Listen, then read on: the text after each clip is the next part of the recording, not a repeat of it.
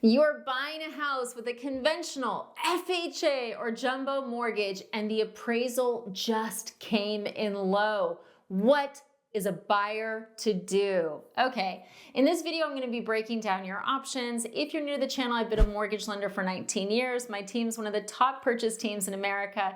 So obviously this is something we deal with, sadly, more often than we would like. So let's talk about, first of all, why an appraisal may come in low.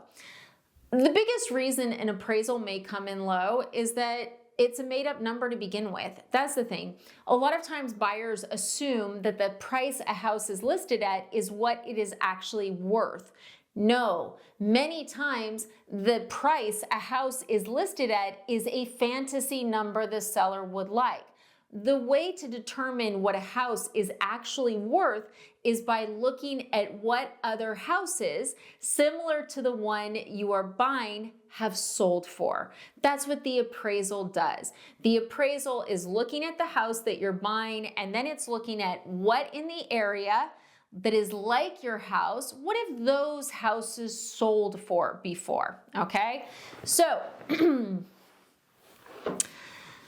for all those loan types, the lender's going to order your appraisal. For every loan type, it's the actual lender, the loan officer that you're working with that orders the appraisal. That's important because sometimes as a buyer, you'll hear, oh, well, the seller just had this appraised for $1 million, so we want $1 million. That means nothing, okay? It's great they have an appraisal, but you can't use it to buy the house. The lender orders the appraisal. The reason is it needs to be an unbiased party that goes out to the property so that we, the lender, gets a real value, which is what you, the buyer, want.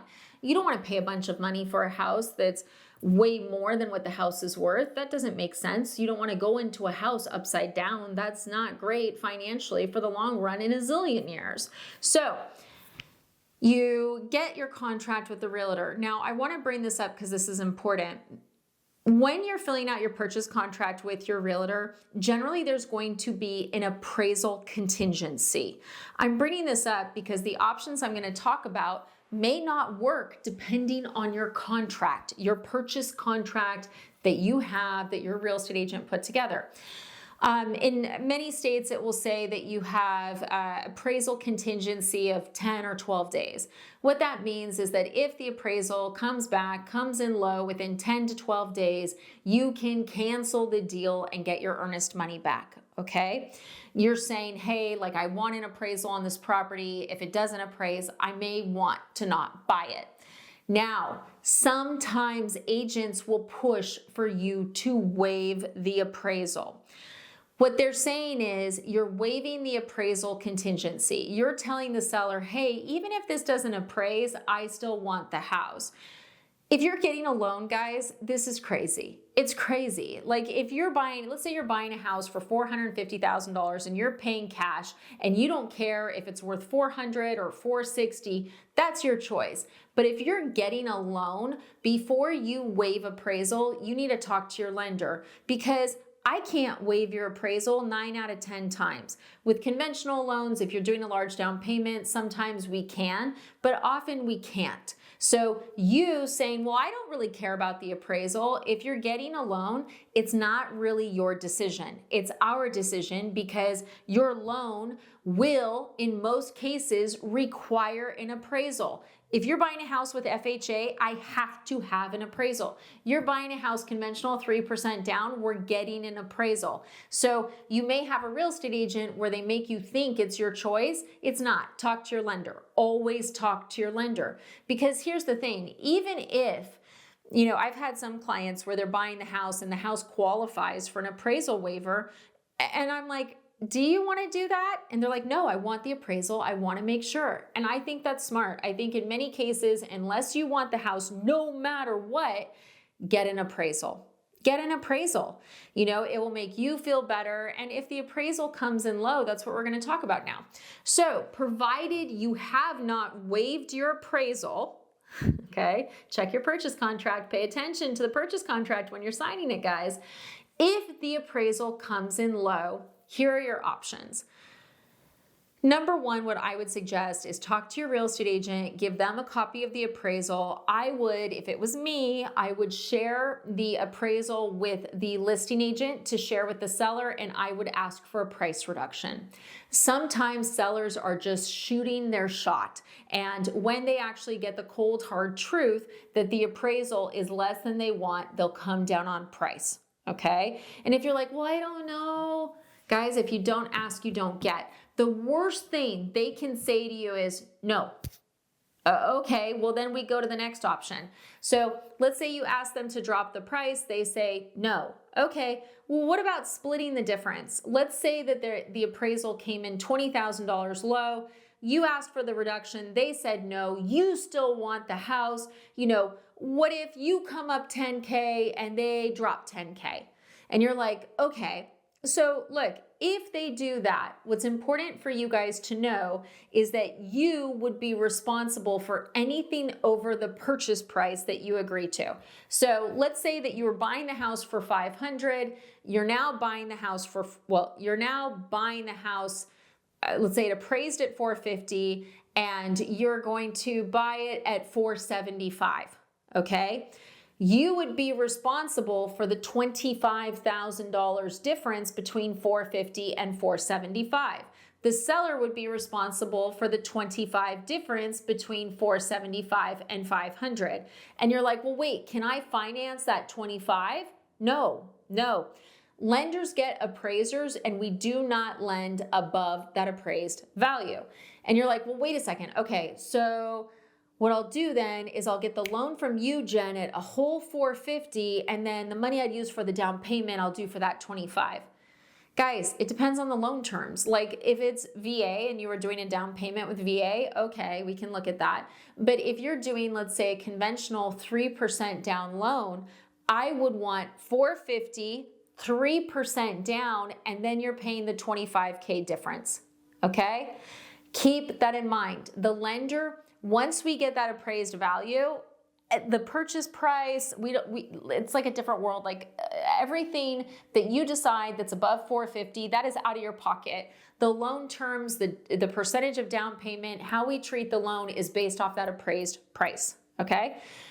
The next one is, let's say they don't want to split the difference and it's just straight up $50K. They're like, take it or leave it. And you're like, oh, I really want this house. I really want this house. So look, if you have $50K sitting in a bank plus your down payment and closing costs, and you want to pay that $50K to the seller because you want the house that desperately, fine, you can do that. That's an option. If you have the money, that's your choice. It's your money, it's your choice.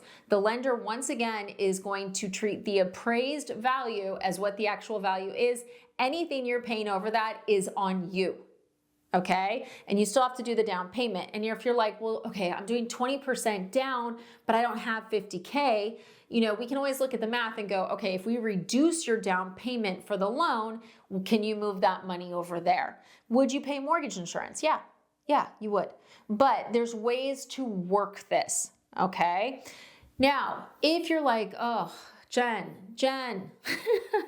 they didn't drop the price. I have the money, I don't want to spend it, but like the appraisal's wrong. I don't want to take money out of my savings because the appraisal's wrong. Okay, so lenders can always dispute the appraisal. Let's talk about realistic disputes. What we would do is we would ask the real estate agents, hey, why do you think this appraisal is wrong? They come back to us, then we have to submit it to the appraiser.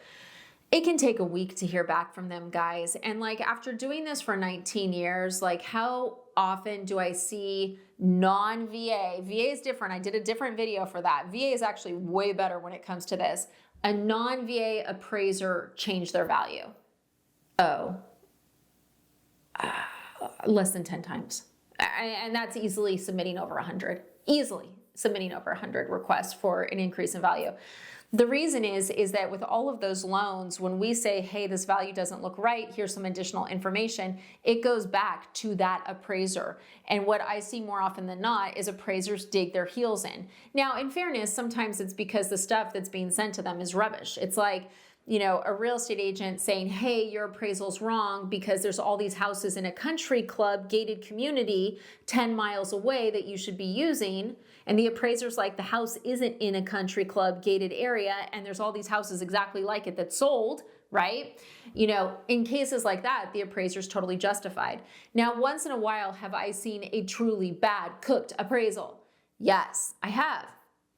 But in that case, what we have to do, so like usually we're going to try to push back on the appraisal and try to, have them do an accurate appraisal. If they will not get back to us, if they're like, no, and we really truly think they're wrong, like in our case, I work for a company called Rate. We have a whole appraisal department with appraisers who will look at the appraisal to see if it's deficient. Lenders can't just be like, oh, you don't like the value, we'll order a second appraisal. It's against all the rules. You can't do that. The only way you can order a second appraisal for all those loan types, VA is a different world. Once again, guys, VA, you got to watch the VA video. It's a different world.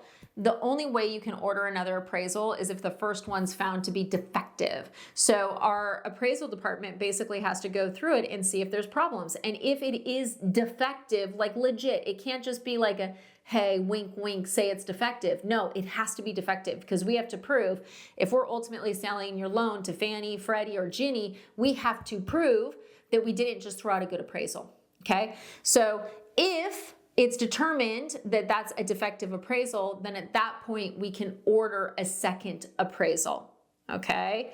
It's hoops of fire, guys. So it's like, look, if your appraisal comes in low, best case scenario, seller drops the price. Second would be if you have the money, you guys bridge it. The least ideal is you pay the full difference. If everybody thinks it's wrong or you want to fight the appraised value, or honestly, guys, sometimes we'll fight the appraised value just to demonstrate to the seller they should drop their price. We're really fighting, like we're not faking it, but like sometimes the seller just has to see that everyone went to that extra effort in order to try to get the value so that they'll come down. But you also have that as an option as well. And if all of these options, the appraisal came in low, you don't have the cash, the appraisal, reconsideration came back, the value is not going up, guys, at some point, the seller just wants too much for their house. And it's at that point that you say goodbye to it. And do we see sellers price properties unrealistically? Every day. Every day, guys. That's why I always laugh when the news is like, oh, we've seen price drops of XYZ. It's like, price drops are not based on these properties actually being priced correctly. There's a house in an area that I like to watch right now. It's listed at $9.4 million. It's worth $4 million. Like, it's not a real price. So just keep that in mind. When you're writing offers on houses, I would always ask my real estate agent to run comparable sales. They can easily do that. And it's like, look, if you're buying a house for $500,000, you ask your agent for comparable sales and everything's $400,000. Guess what? The house you're buying probably isn't worth $500,000. You're going to be dealing with a low appraisal and you're going to be looking at all of those options you and I just went through, right? So up front, ask your agent to run comparable sales so you know your odds of a low appraisal. If they just say, oh, don't worry about it, it won't come in low, I would still ask for comparable sales. I did because I was looking at some stuff where I was like, oh, this isn't going to come in. And then my agent sent over some comparable sales and I was like, oh, she found stuff I didn't. Yeah, this makes sense. House actually appraised for more than what we purchased it for. So look, if the appraisal comes in low, it's not the end of the world. There are steps to work. You just need to make sure you're working with a lender that knows how to do it all. Questions, comments, as always, if you want to work with me and the team, give us a call, 786-933-2077. Thanks for watching. And once again, this video is not for VA loans. Different process for them. Conventional FHA jumbo. Thanks for watching.